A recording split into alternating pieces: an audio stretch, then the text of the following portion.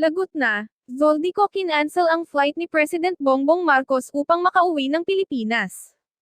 Tila nitong December 10, 2025 ibinahagi ni President Bongbong Marcos sa isang video clip nito na ini-upload sa kanyang Facebook page na may isinagawa siyang instruction sa Department of Foreign Affairs or DFA maging sa Philippine National Police PNP na makipag-ugnayan ang mga ito sa Philippine Embassy sa iba't ibang bansa upang tiyaking bantayan ang dating kongresista na makapagtago at tumakas ito sa iba't ibang bansa. Ayon sa panayam ng Pangulo, ang passport po ni Zoldyco ay kanselado na kaya in-instructionan ko na ang Department of Foreign Affairs pati ang PNP na makipag-ugnayan sa ating mga embassies sa iba't ibang bansa para tiyakin na hindi maaaring magtago ang ating hinahabol. Dagdag pa nito, kung sakali mang mapadpad si Ko sa ibang bansa ay agad itong may report sa kanila upang maisaayos ang pagpapabalik nito sa Pilipinas para harapin ang kanyang mga kinasasangkotang isyu sa maanumalyang flood control projects.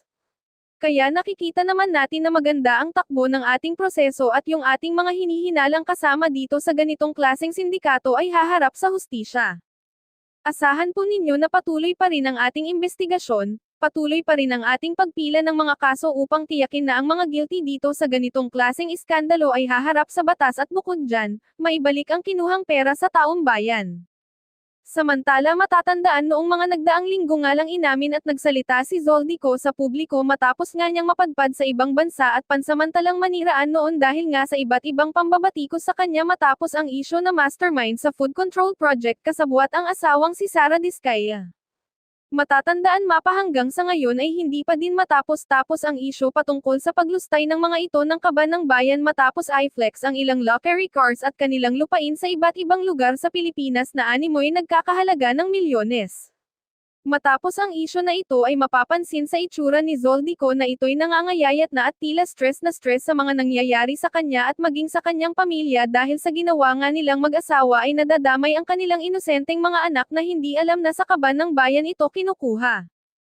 Samantala sa pagkakataon na ito ay hinahatulan nga ng Korte Suprema na mananagot ang mag-asawang Diskaya sa ginawa nilang ito dahil hindi nga daw makatarungan ang ginagawa nitong paglustay sa hindi kanyang pagmamayari, kaya patuloy umano ang kanilang pag-iimbestiga sa mag-asawang ito sa patuloy na kinakaharap nilang isyu sa bansa.